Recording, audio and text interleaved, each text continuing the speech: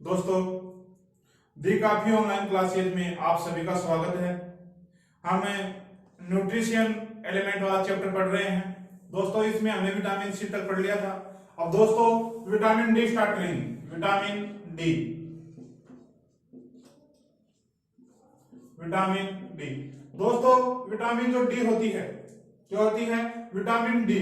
Vitamin D का रासायनिक नाम, विटामिन डी का रासायनिक नाम। तो दोस्तों विटामिन डी का रासायनिक नाम क्या होता है? दोस्तों विटामिन डी का रासायनिक नाम होता है कैल्सीफेरोल।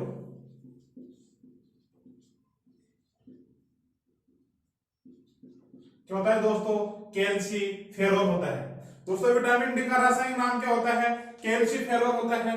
तो दोस्तों विटामिन जो डी होती है क्या होती है दोस्तों? Vitamin D. तो विटामिन जो डी होती है इसे हार्मोनियल विटामिन कहा जाता है। कौन सी विटामिन भी कहा जाता है दोस्तों? इसे हार्मोनियल विटामिन कहा जाता है। दोस्तों विटामिन जो डी होती है, विटामिन डी की कमी के कारण हमारे शरीर में क्या हो जाते हैं? रोग। तो दोस्तों बच्चों के अंदर अलग रोग होते हैं और वयस्कों में अलग रोग होते हैं। तो दोस्तों बच्चों में कौन सा रोग हो जाता है? दोस्तों बच्चों में रिकेट्स रोग हो जाता है। दोस्तों बच्चों में कौन सा रोग हो जाता है? रिकेट्स। विटामिन डी के कारण बच्चों में कौन सा रोग हो जाता है? रिकेट्स रोग हो जाता है। इस रिकेट्स रोग में बच्चों के क्या होता है दोस्तों? दांत कमजोर होकर टूटने लगते हैं और उनकी हड्डियां क्या हो जाती हैं? भंगुर हो जाती हैं। रिकेट्स रोग में बच्चों की हड्डियां क्या हो जाती हैं? भंगुर हो जाती है। यदि किसी बच्चे को उठा दिया जाता है तो उसका हाथ पैर हड्डियां वगैरह क्या हो जाती है? उठाने से क्या हो जाती हैं? टूट जाती है। कौन से रोग के कारण? रिकेट्स रोग के कारण। तो रिकेट्स रोग के कारण बच्चों के दांत क्या होने लगते हैं? दांत गलकर टूटने लगते हैं,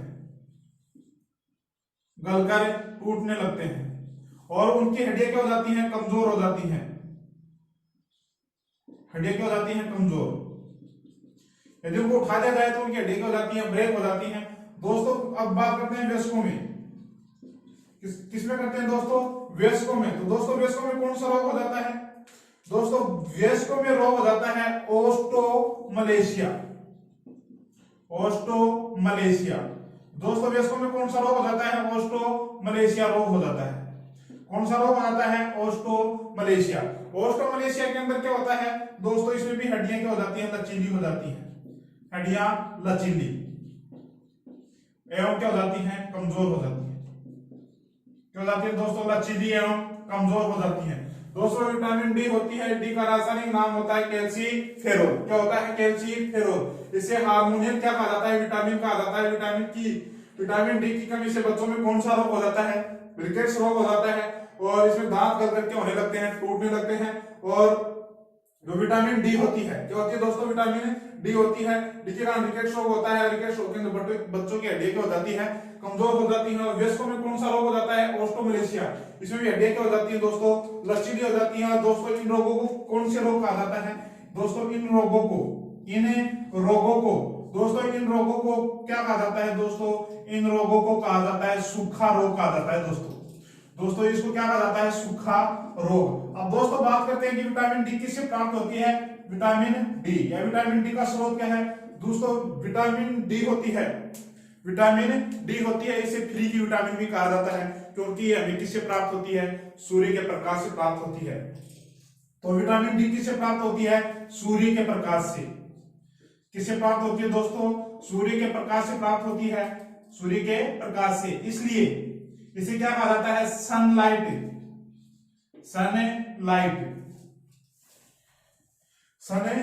आता है दोस्तों धूप की विटामिन। तो दोस्तों धूप की विटामिन किसे कहा जाता है? विटामिन डी को। फ्री की विटामिन या सूर्य के ये किससे प्राप्त होती है? सूर्य के प्रकाश से प्राप्त होती है, इसलिए सनलाइट या धूप का क्या कहा जाता है? विटामिन कहा जाता है। अब दोस्तों किस रंग के प्रकाश में सर्वाधिक विटामिन डी पाई जाती है? किस रंग के प्रकाश में? तो दोस्तों लाल रंग के प्रकाश में सर्वाधिक विटामिन डी पाई जाती है दोस्तों। सर्वाधिक विटामिन डी पाई जाती है। सर्वाधिक विटामिन डी पाई जाती है। दोस्तों विटामिन डी किससे प्राप्त नहीं होती? दोस्तों वनस्पतियों से। विटामिन डी किसमें नहीं पाई जाती दोस्तों? अब दोस्तों जो विटामिन सी होती है, क्या होती है दोस्तों? Vitamin C. विटामिन सी वनस्पतियों से। दोस्तों विटामिन डी होती है, यह वनस्पतियों से प्राप्त नहीं होती, वनस्पतियों से प्राप्त नहीं होती। तो ऐसी कौन सी विटामिन है जो वनस्पति से प्राप्त नहीं होती? तो विटामिन डी। तो दोस्तों विटामिन डी किस में पाई जाती है? दोस्तों विटामिन डी दूध में भी पाई जाती है दोस्तों। अंडे में भी क्या पाई जाती है दोस्तों? विटामिन डी पाई जाती है। दूध, अंडे, मांस, ये भी क्या है? विटामिन डी की क्या है? स्रोत। विटामिन डी की क्या है दोस्तों? स्रोत है दोस्तों। और विटामिन डी किस में पाई जाती है? यानी वनस्पतियों में विटामिन डी नहीं पाई जाती, तो दूध और अंडे और मांस में क्या पाई जाती है? और दोस्तों मछली के यकृत के तेल में, मछली के यकृत में पाई जाती है विटामिन ए, और यकृत के तेल में। तो मछली के यकृत के तेल में, ये क्वेश्चन कई बार कंफ्यूज करता है कि मछली के तेल में, मछली के यकृत के तेल में कौन सी विटामिन पाई जाती है? तो यकृत के तेल में पाई जाती है डी, और यकृत में पाई जाती है दोस्तों विटामिन ए। तो मछली के यकृत के तेल में, यकृत के तेल में। तो दोस्तों मछली के यकृत के तेल में कौन सी विटामिन पाई जाती है दोस्तों? विटामिन डी पाई जाती है। क्या पाई जाती है दोस्तों? Vitamin D. दोबारा देखो दोस्तों, विटामिन डी, विटामिन डी का रासायनिक नाम होता है दोस्तों कैल्सीफेरोल होता है। इसे हार्मोनियल विटामिन भी कहा जाता है, क्योंकि हमारे शरीर में हार्मोन का निर्माण करती है। दोस्तों जो विटामिन डी होती है, विटामिन डी के कारण कौन सा रोग हो जाता है? रिकेट्स। रिकेट्स के अंदर बच्चों में तो क्या होता है? दांत गल जाते हैं और टूटने लगते हैं, किरकिर कर बोलते हैं ना, और हड्डियां भी क्या हो जाती है? भंगुर हो जाती है और कमजोर हो जाती है। वयस्कों में कौन सा रोग हो जाता है? ऑस्टियोमलेशिया रोग हो जाता है दोस्तों। कौन सा रोग हो जाता है? ऑस्टियोमलेशिया। इसमें हड्डियां क्या हो जाती है? लचीली में कमजोर हो जाती हैं। और इन रोगों को कौन सा रोग कहा जाता है दोस्तों? इन रोगों को सूखा रोग भी कहा जाता है। इन लोगों को कौन सा रोग कहा जाता है? सूखा रोग कहा जाता है। अब दोस्तों बात करते हैं विटामिन डी किससे प्राप्त होती है? विटामिन डी किससे प्राप्त होती है? विटामिन डी के स्रोत क्या होते हैं दोस्तों? विटामिन डी के स्रोत होते हैं, या विटामिन डी जो प्राप्त होती है वो सूर्य के प्रकाश से प्राप्त होती है दोस्तों। किससे प्राप्त होती है? सूर्य के प्रकाश से प्राप्त होती है, इसलिए इसे सनलाइट या धूप का विटामिन कहा जाता है दोस्तों। ये किस रंग के प्रकाश में सर्वाधिक पाई जाती है दोस्तों? लाल रंग का जो प्रकाश होता है उसमें सर्वाधिक विटामिन डी पाई जाती है। हमारे घर में, घरों के अंदर जो बल्ब जलते हैं, इससे कोई भी विटामिन डी प्राप्त नहीं होती, केवल सूर्य के प्रकाश से ही विटामिन डी प्राप्त होती है। वनस्पतियों से यानी सब्जियों से, फलों में कोई भी विटामिन डी नहीं पाई जाती है। दूध, अंडे, मांस, मछली के यकृत के तेल में भी क्या पाई जाती है दोस्तों? विटामिन डी पाई जाती है दोस्तों। आप इसका स्क्रीनशॉट लेना चाहो तो आप ले सकते हो। अब दोस्तों बात करते हैं विटामिन ई। Vitamin E. अब दोस्तों जो विटामिन ई होती है, विटामिन ई होती है, विटामिन ई का रासायनिक नाम, विटामिन ई का रासायनिक नाम दोस्तों, विटामिन ई का जो रासायनिक नाम होता है वो होता है दोस्तों टेकोफेरोल। टेकोफेरोल दोस्तों, विटामिन ई का रासायनिक नाम क्या होता है? टेकोफेरोल होता है दोस्तों। जो विटामिन ई होती है, विटामिन ई होती है, इसे और किस नाम से जाना जाता है दोस्तों? विटामिन ई को, दोस्तों विटामिन ई को एंटी एजिंग विटामिन भी कहा जाता है। एंटी एजिंग दोस्तों, एंटी एजिंग विटामिन क्यों कहा जाता है, या इसे हिंदी में कहा जाता है जीर्णता रोधी। जीर्णता रोधी का अर्थ होता है, जीर्णता रोधी का अर्थ होता है बुढ़ापा, यानी ये जीर्णता देरी से लाती है। जीर्णता रोधी का मतलब होता है बुढ़ापा, देरी से लाती है। यानी विटामिन ई की कमी से व्यक्ति बूढ़ा बूढ़ा दिखने लगता है। विटामिन ई क्या होती है? बुढ़ापा लाने में क्या करती है? देरी। इसलिए इसको क्या कहा जाता है? एंटी एजिंग या जीर्णता रोधी क्या कहा जाता है? विटामिन, एंटी एजिंग विटामिन कहा जाता है दोस्तों। तो एंटी एजिंग जो विटामिन होती है, एंटी एजिंग सॉरी विटामिन दोस्तों, विटामिन ए होती है, इसका रासायनिक नाम होता है टेकोफेरोल। इसे एंटी एजिंग या जीर्णता रोधी क्या कहा जाता है दोस्तों? विटामिन कहा जाता है दोस्तों। विटामिन ई की कमी से, ई की कमी से प्रजनन क्षमता में क्या आती है दोस्तों, कमी आती है। प्रजनन क्षमता में क्या आती है दोस्तों, कमी आती है। विटामिन ई की कमी से प्रजनन क्षमता में क्या आती है, कमी आती है, जिससे नर क्या हो जाते हैं दोस्तों, नपुंसक हो जाते हैं। नर नपुंसक क्या हो जाते हैं दोस्तों, नर नपुंसक हो जाते हैं। और दोस्तों महिला या स्त्रियों में, महिला या स्त्रियों में दोस्तों क्या हो जाता है, बांझपन की स्थिति उत्पन्न हो जाती है। दोस्तों क्या उत्पन्न हो जाती है, बांझपन। क्या उत्पन्न हो जाती है दोस्तों, बांझपन की स्थिति उत्पन्न हो जाती है। दोस्तों जो विटामिन ई होती है, क्या होती है, विटामिन ई। विटामिन ई को सौंदर्यता का विटामिन भी कहा जाता है। क्या कहा जाता है दोस्तों, इसे सौंदर्यता का विटामिन भी कहा जाता है। तो किस कौन सी विटामिन को सौंदर्यता का विटामिन कहा जाता है, तो विटामिन ई को सौंदर्यता का विटामिन भी कहा जाता है दोस्तों। क्या कहा जाता है दोस्तों, इसे सौंदर्यता का विटामिन कहा जाता है। दोस्तों जो विटामिन ई होती है, दोस्तों क्या होती है विटामिन ई, इसके स्रोत क्या है, विटामिन ई किससे प्राप्त होती है दोस्तों, विटामिन जो ई प्राप्त होती है वो होती है सोयाबीन के बीज। सोयाबीन के बीज, सोयाबीन के बीज। और दोस्तों अंकुरित अनाज, अंकुरित अनाज, दोस्तों अंकुरित अनाज। और दोस्तों किसमें होती है, ड्राई फ्रूट, जैसे काजू, बादाम,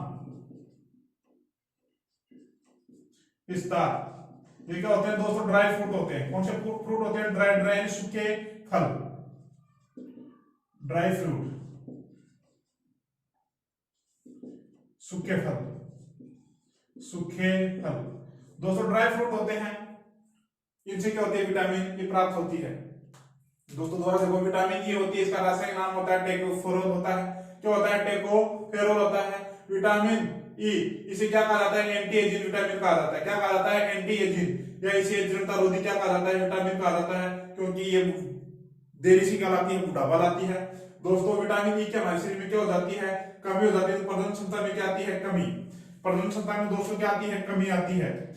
तो जो नर होते हैं वो तो क्या हो जाते हैं, विटामिन ई के कारण नपुंसक हो जाते हैं। और महिलाओं में कौन सा रोग उत्पन्न हो जाता है दोस्तों, बांझपन उत्पन्न हो जाता है।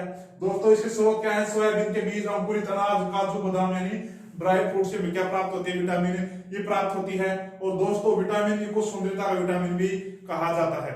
दोस्तों आप इसका स्क्रीनशॉट लेना चाहो तो आप ले सकते हो। दोस्तों अब बात करते हैं विटामिन के। विटामिन के, विटामिन के। दोस्तों जो विटामिन के होती है, क्या होती है, विटामिन के। तो विटामिन के का रासायनिक नाम, विटामिन के का रासायनिक नाम क्या होता है दोस्तों, विटामिन के का रासायनिक नाम होता है फिलोक्विनोन। फिलोक्विनोन क्या होता है दोस्तों, फिलोक्विनोन। दोस्तों जो विटामिन के होती है, क्या होती है, विटामिन के। तो विटामिन के का रासायनिक फिलोक्विनोन भी होता है और नेफ्थोक्विनोन भी होता है। दोस्तों क्या होता है, फिलोक्विनोन भी और इसे नेफ्थोक्विनोन भी कहा जाता है। नेफ्थोक्विनोन भी कहा जाता है। दोस्तों विटामिन के को फिलोक्विनोन व नेफ्थोक्विनोन भी कहा जाता है। दोस्तों जो विटामिन के होता है, क्या होता है, विटामिन के, इसे एंटी हीमोजेरिक, हीमोजेरिक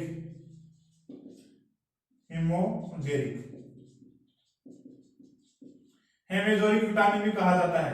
दोस्तों इसे हेमोजेरिक विटामिन क्यों कहा जाता है, क्योंकि यह रक्त का थक्का जमाने में सहायक होती है। रक्त का थक्का जमाने में सहायक होती है। रक्त का थक्का जमाने में क्या होती है, ये सहायक होती है।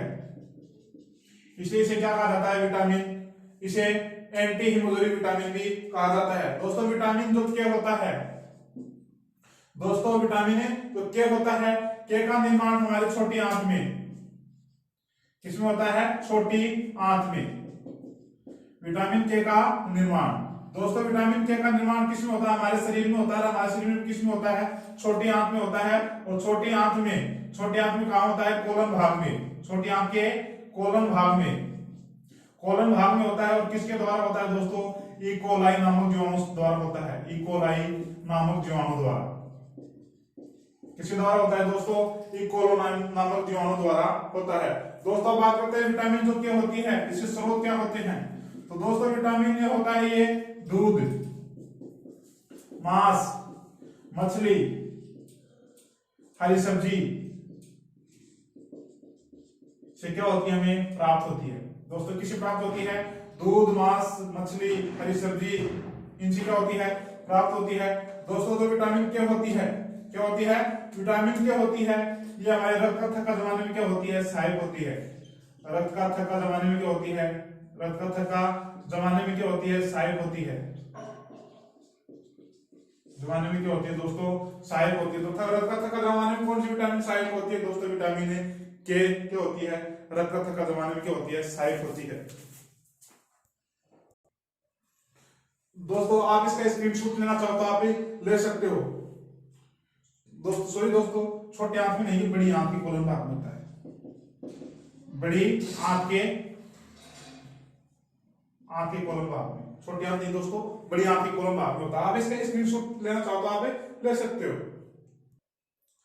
दोस्तों तो विटामिन कंप्लीट हो गए, आप पढ़ेंगे हम खनिज लवण। खनिज लवण, अब दोस्तों जो खनिज लवण होते हैं, खनिज लवण हमारे शरीर को ऊर्जा प्रदान नहीं करते, शरीर को ऊर्जा प्रदान नहीं करते, ऊर्जा प्रदान नहीं करते। दोस्तों केवल हमारे शरीर का क्या बनाते हैं, संतुलन बनाते हैं। दोस्तों तो खनिज लवण होते हैं, हमारे शरीर को ऊर्जा प्रदान नहीं करते दोस्तों, केवल हमारे शरीर का क्या बनाते हैं, संतुलन बनाते हैं। दोस्तों तो खनिज लवण होते हैं, कुछ खनिज लवणों की हमारे शरीर को अधिक आवश्यकता होती है, कुछ खनिज लवणों की कम आवश्यकता होती है। तो अधिक आवश्यक खनिज लवण, अधिक मात्रा में आवश्यक खनिज लवण, अधिक मात्रा में आवश्यक खनिज लवण। दोस्तों अधिक मात्रा में आवश्यक खनिज लवण कौन कौन से हैं दोस्तों, sulphur, phosphorus, sodium, potassium, calcium, magnesium, magnesium. दोस्तों इन पोषक तत्वों की हमारे शरीर में अधिक मात्रा में क्या होती है, आवश्यकता होती है। कम मात्रा में आवश्यक पोषक तत्व, कम मात्रा में आवश्यक खनिज लवण। तो दोस्तों खनिज लवण, तो दोस्तों कम मात्रा में खनिज लवण कौन से खनिज लवणों की कम आवश्यकता होती है दोस्तों, कम होते हैं हमारे शरीर के अंदर, कौन से होते हैं, हाँ दोस्तों जस्ता, तांबा, लोहा आदि, इनके हमारे शरीर में क्या होती है दोस्तों, कम मात्रा में क्या होती है, आवश्यकता होती है। दोस्तों आप इसका स्क्रीनशॉट लेना चाहो तो आप ले सकते हो।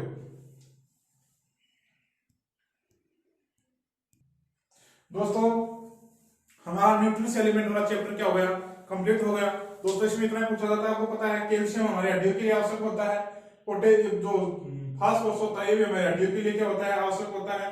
लोहा होता है, लोहा की जब हमारे शरीर में क्या हो जाती है, कमी हो जाती है, तो कौन सा रोग हो जाता है, एनीमिया रोग हो जाता है। लोहा के कारण हमारे शरीर में रक्त भी क्या होने लगती है, कमी होने लगती है। तो ये हमारे शरीर के लिए क्या है, ये हमारे शरीर के लिए आवश्यक पोषक तत्व, आवश्यक खनिज लवण होते हैं।